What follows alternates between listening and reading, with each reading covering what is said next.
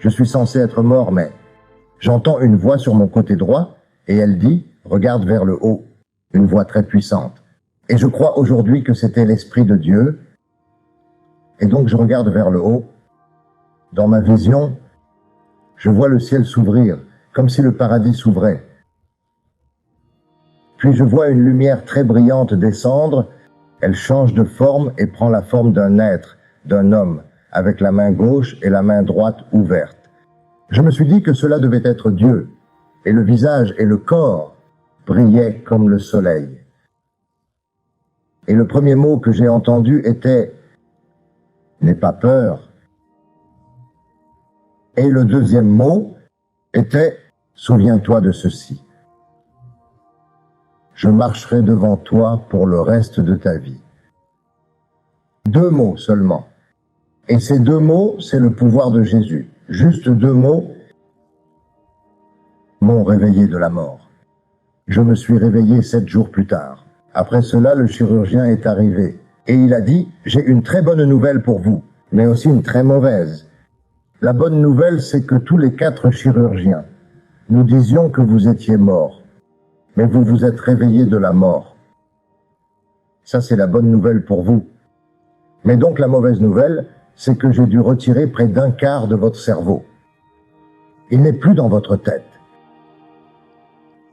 Donc j'ai dit, oh mon Dieu, mon cerveau n'est plus là. Et il a dit, vu que vous n'avez plus ce bout de cerveau, à partir du cou jusqu'en bas, vous serez paraplégique, c'est-à-dire une personne qui ne peut pas se servir de ses mains, de ses jambes. Personne ne peut jamais remarcher sans cette partie, car il n'y a pas de communication entre votre cerveau, vos mains et vos jambes. Et il a annoncé la triste nouvelle que je vivrai dans ce fauteuil roulant pour le reste de ma vie. Et je me suis demandé, comment puis-je connaître ce Dieu? Suite à la faim qu'il avait déposée dans mon cœur, pour savoir comment ce Dieu extraordinaire a pu me réveiller alors que tous les médecins, 4 médecins, ont confirmé que j'étais mort.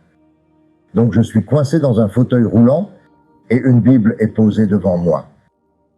Et puis, je prie, Seigneur Dieu, j'ai besoin de te connaître. Il n'y a pas d'autre moyen qu'à travers cette Bible. Conduis-moi et permets-moi de te connaître avec ces paroles dans la Bible.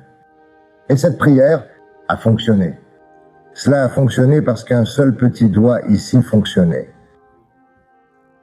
Et cela m'a permis de tourner les pages de la Bible du début, la Genèse, jusqu'à la fin, dans l'Apocalypse. Et ma faim de connaître ce Dieu était si forte que j'ai terminé toute la Bible en 30 jours.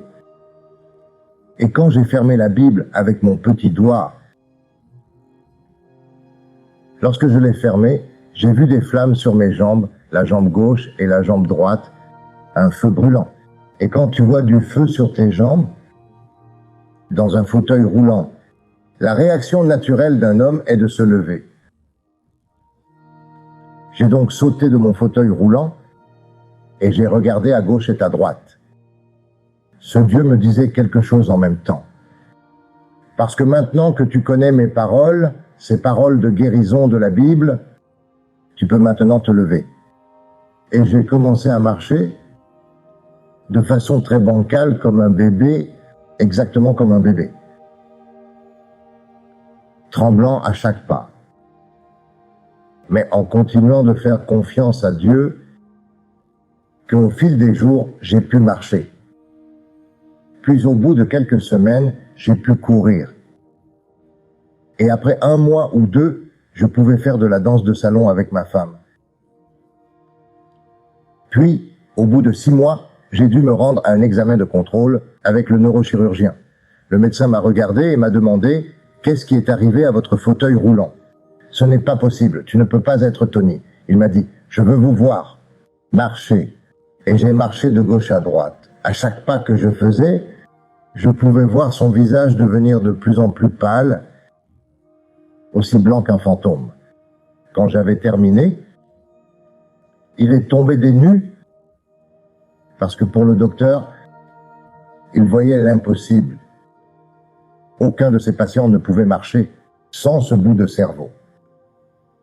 Et ça, c'est la puissance de Dieu. Même le chirurgien du cerveau, celui qui m'a coupé la tête et a enlevé mon cerveau, après mon opération, il est devenu chrétien. Il ne pouvait pas nier le fait que le cancer a disparu. Alors, vous venez à croire que notre Dieu est un Dieu vivant. Il s'appelle Jésus. Souvenez-vous donc du pouvoir de la prière. Tout cet épisode s'est fait par la prière, par la foi, ma femme croyant que ce Dieu est réel et qu'il peut faire des choses impossibles.